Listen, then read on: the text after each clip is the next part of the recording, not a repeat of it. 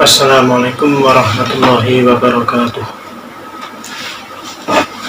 Qala al-musannifu rahimahullahu ta'ala wa nafa'ana bihi wa bi ulumihi fid dharain amin. Subhanaka la ilma lana illa ma 'allamtana innaka antal alimul hakim. Rabbi shrah li sadri wa yassir li amri wahlul 'uqdatam min lisani yafqahu qawli. Amma ba'du. Bismillahirrahmanirrahim. Kemarin dijelaskan tata cara sholat mayit, bacaannya, beserta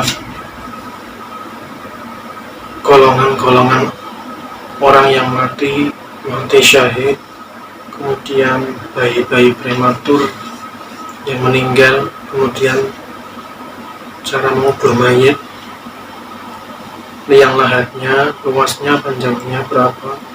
Sekarang dijelaskan cara-cara mengubur mayit, yaitu bila penggalian liang kubur sudah selesai, maka mayit dimasukkan, kepala di sebelah utara dan kaki di sebelah selatan.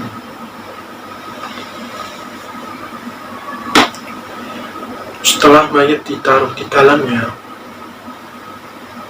kemudian mayitnya diletakkan miring hingga menghadap ke arah barat kiblat, yakni Ka'bah, agar tidak tergelempang. Maka diganjal dengan bantal dari tanah liat.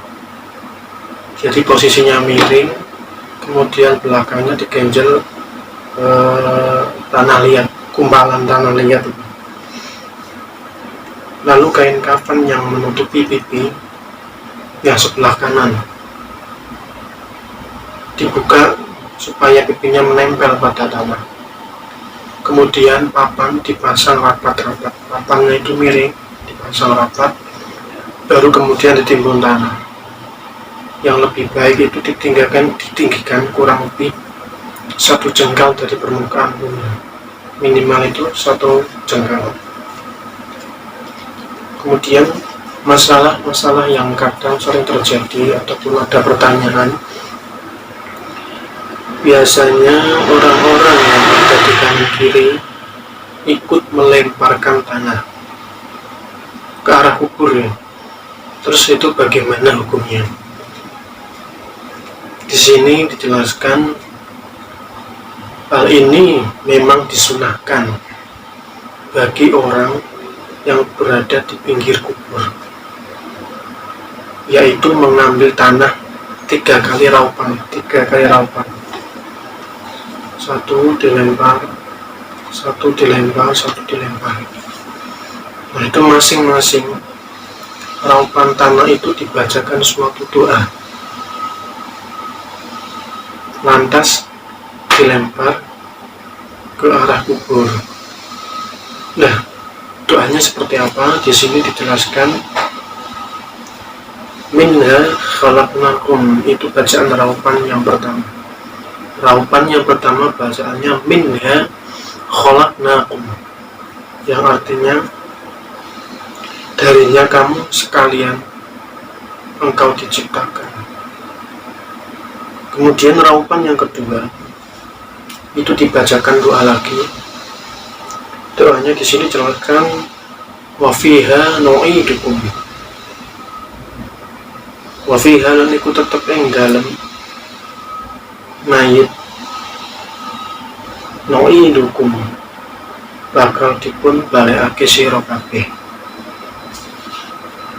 Yang pertama tadi doanya minha khalaqnakum, yang raupan yang kedua bacaannya wa fiha nu'idukum.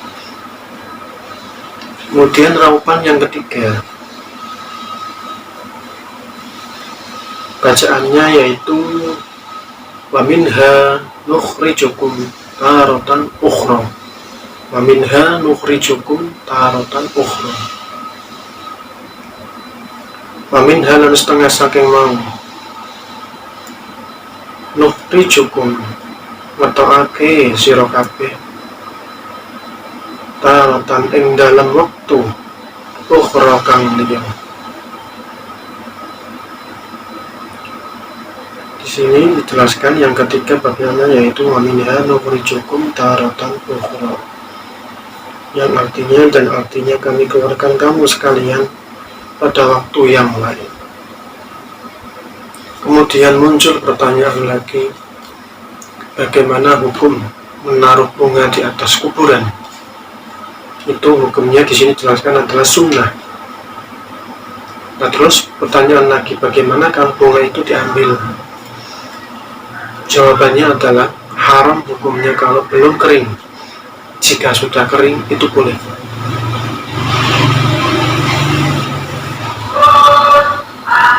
Terus kemudian ada pertanyaan lagi,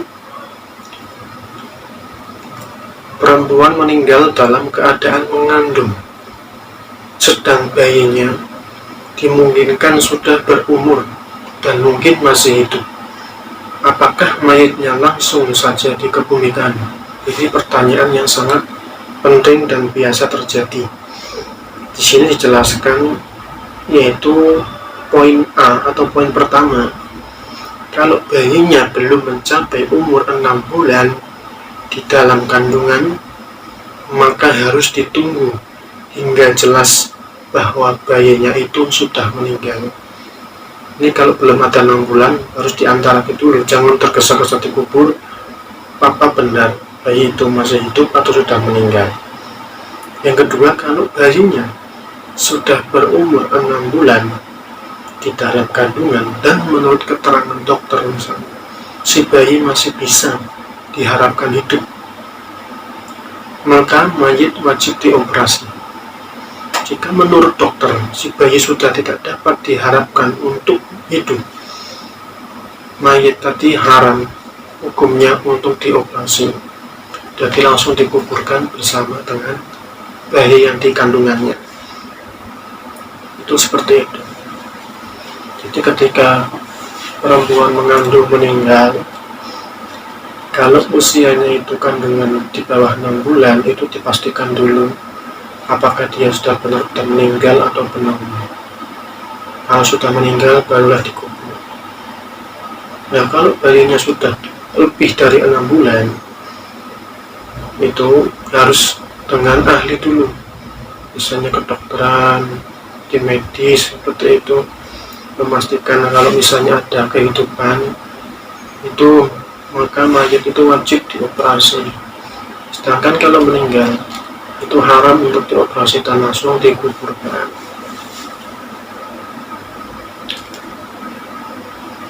Bagaimana hukum mentalkin mayit?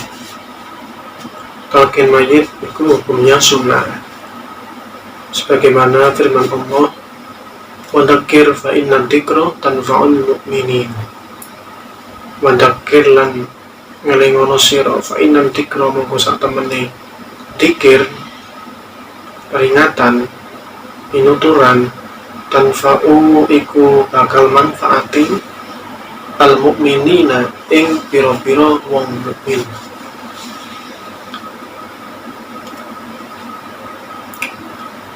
Terus, apakah setiap mayit itu sunnah untuk ditalkin?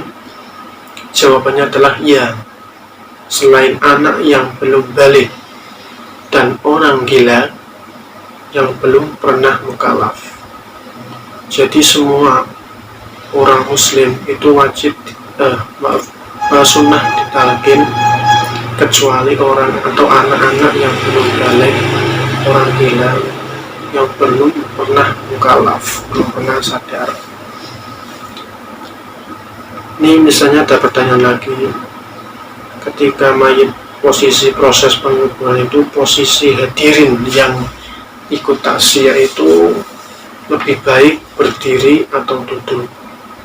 Sebaiknya duduk bagi orang yang mentalkin, dan seyogyanya sebaiknya itu berdiri bagi para hadirin yang ikut taksiyah. Jadi yang duduk hanyalah orang yang mentalkin, selainnya itu sebaiknya berdiri.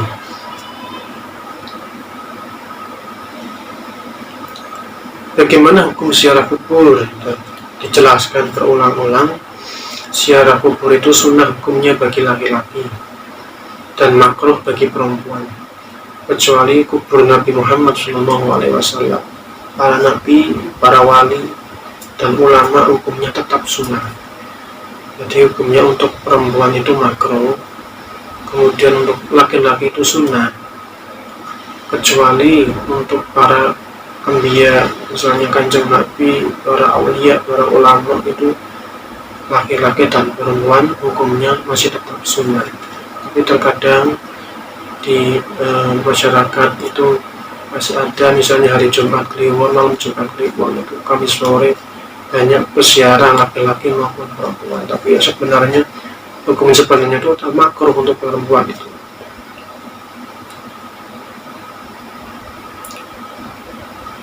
Terus apa yang dibaca di tengah-tengah siarah? Jadi orang bersiarah itu doanya apa? Di sini jelaskan itu yang pertama mula-mula salam, kemudian membaca tahlil, membaca yasin, tahlil, dan lain sebagainya. Dan untuk doanya biasanya di depannya itu tambahi Allahumma taqabbal wa ausil. Artinya Allahumma tuh Gusti taqabbal mugi nerimu panjenengan wa ausil lan mugi nyampe akan panjenengan. Tetap asal katanya dan depannya itu adalah Allahumma, kita mintanya kepada Allah, bukan kepada ahli kuburan atau yang dikubur itu bukan. Tetap kita mintanya Allahumma taqabbal wa ausil, Allahumma tuh Gusti taqabbal mugi nambahi panjenengan wa ausil lan mugi nyampe akan panjenengan. Kemudian sebaiknya apa yang dilakukan orang ketika masuk ke dalam kuburan? Di sini jelaskan membaca doa salam, Assalamualaikum dara qaumi mu'minin wa inna insyaallahu bikum lahiqun. Assalamu utawi pira-pira keselamatan alaikum iku tetep ing atase sira kabeh dara qaumi mu'minina ing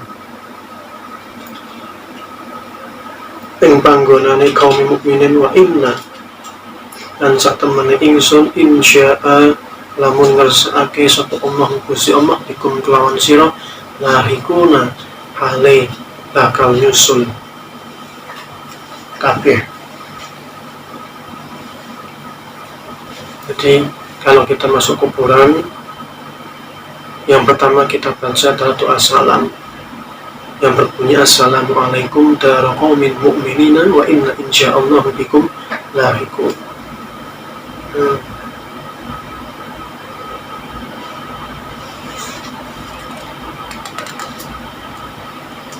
Untuk pertemuan yang akan datang kita bahas ini wabil khusus untuk muddin atau bapak lebih ketika pemberangkatan mayit atau sambutan-sambutan terakhir untuk si mayit.